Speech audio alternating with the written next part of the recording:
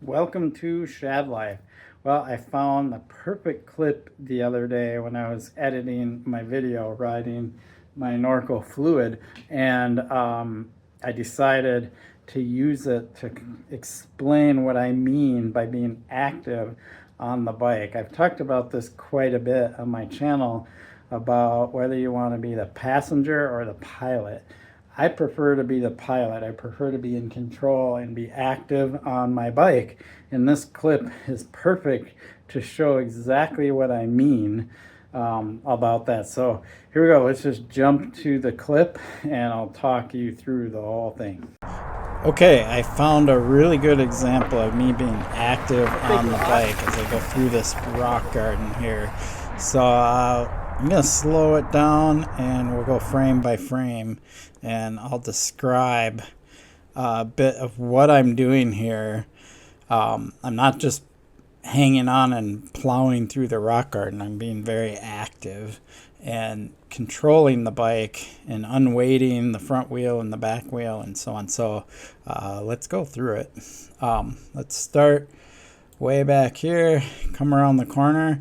I'll do a video on cornering here soon. You can see I'm leaning the bike more than my body there. Pretty cool. Come around that corner and I get to this first kind of drop rock. Notice I'm in the attack position, or at least this is my version of the attack position. It's not this like super low chest, elbows out, low crouch thing you see a lot of coaches teach. I always consider that kind of being the passenger technique, but I want to be in control. I want to be the pilot. So here we go. I'm coming up here, and as I approach the rock, you see I'm ready for it, and the front wheel will drop down here. And you can tell I'm unweighting the front wheel as I go over, because I do that to keep maintaining my speed. I don't pedal the whole time I go through here, nor do I need to. So then the front wheel will come down. You'll see my elbows are still bent. My arms don't go to full length. You don't want, if you look at me in the little corner, you don't want your elbows to go full length and be pulled by the handlebars. You always want your elbows to have a slight bend in them, even when the bike is pitching forward. So there you go there, and it's still going down. I still have bend in my elbows, right? And then my back wheel comes down. Now I'm coming up over this next rock, which is kind of more like a roller, right? And then there's kind of this downhill and it levels off here. So you'll see me approach that, and front end comes up. And again, front wheel just comes over. And in this case, I'm actually pumping over this rock to kind of maintain speed. I can actually gain speed or keep my momentum up by pumping and then pushing down with my legs through here as I come into this little pivot. And then you can see me compress a little bit because we just came from downhill to flat. And then I come back and prepare into the attack position for this bigger rock. So as I approach this bigger rock, notice where I'm looking. I'm looking way out ahead to be planning ahead of what I need to do. I'm not looking down here. I see a lot of people, they look down right in front of their front wheel. You want to look a good 10, 15, 20 feet out ahead of you. And then that really depends on speed, right? As I approach this rock, again, I don't want to just plow through it. I'm going to unweight the front wheel, and we won't see it because the frame skips it. I think I'm only doing 30 frames per second here. I didn't intend to make this video with this clip. I kind of got lucky and got this clip, which is perfect for what I want to show. But you'll notice my front wheel is up here now. I actually pull it enough to just kind of set it up on that rock, and I don't have it roll through this little bit here because that's kind of just slamming into the rock. I want the front wheel to smoothly go up it and kind of make a nice curved line. So I get the front wheel up there, and then you notice here I'm already starting to unweight the back wheel. So it also goes and rolls up the face of the rock and doesn't slam through this little transition here. You can see a little edge of the rock there, right? And the front wheel's up in the air. And then here's where the bike pitches forward. One thing to note here, a lot of people are like, oh, you shouldn't hang off the back of the saddle or whatever if they see a photo like this. But that's not what's happening. What's happening is I'm in a position where I'm allowing the bike to pitch forward and back or whatever underneath me. So it's hard for me because in the view from your angle, okay, this is the angle of the bike, so this is this direction, and then it'll pitch forward. So that's the pitch forward, and as the bike pitches forward, I just naturally, the bike's rotating at the crankset underneath me, the seat naturally goes in the front, and then you'll see it go even further there, right? You definitely don't want to be in this position back here. You don't want to hang back, whoops. You don't want to hang back behind the wheel as you're approaching the rock.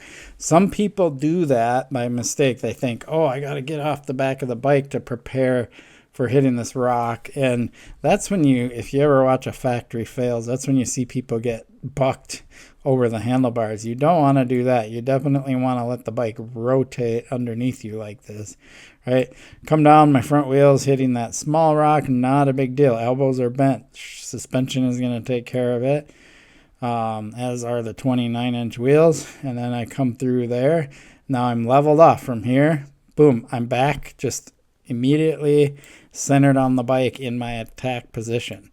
So I went from attack position right here, over the rock, rotate the bike, attack position, right?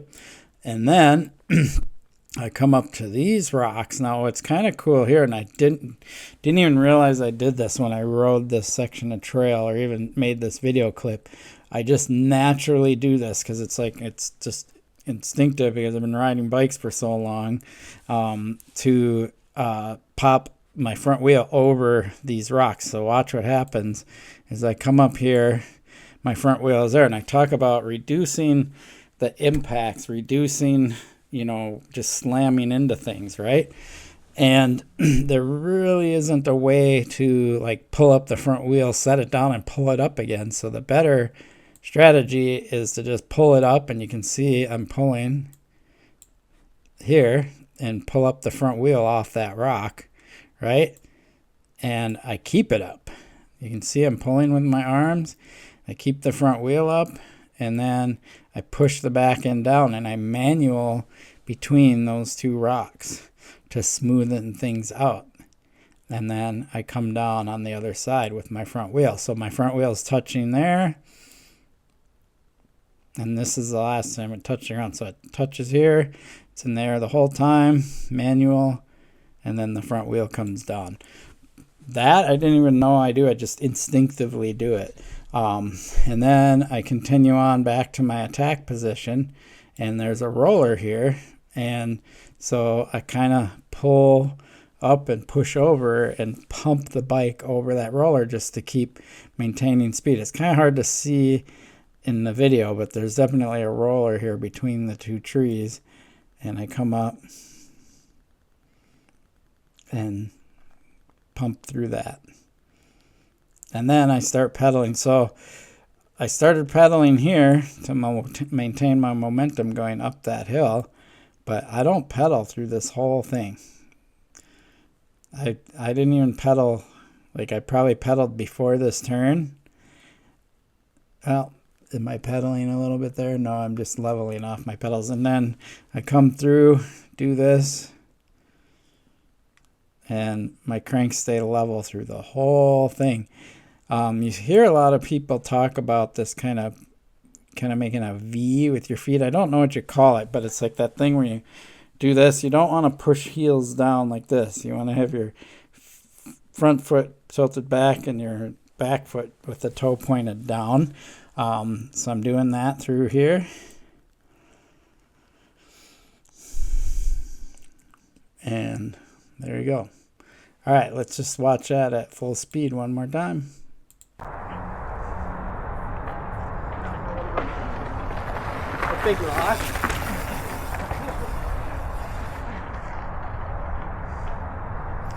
There you go. Okay, so there you have it. Hopefully that makes some sense to you. Really trying to help people understand what I mean when I say being active on the bike, taking control of the bike. And I feel like this is a good example of showing me actually riding, not just saying it, and how I personally do it. Everybody's got their own style, but this is the way I like to ride, and I definitely set up my bikes to ride this way. I run a higher rise handlebar. I've talked a lot about not wanting this super long, low slack style bike because I feel like that takes my ability away from being able to be in control of the bike. Then I feel like I end up just being along for the ride, and I don't like to feel that way. I want to be in control, be active, be pulling up the front wheel, lifting the back wheel, all that stuff like you just saw in this clip. So awesome. I appreciate your support from my channel. Please like and subscribe. Peace.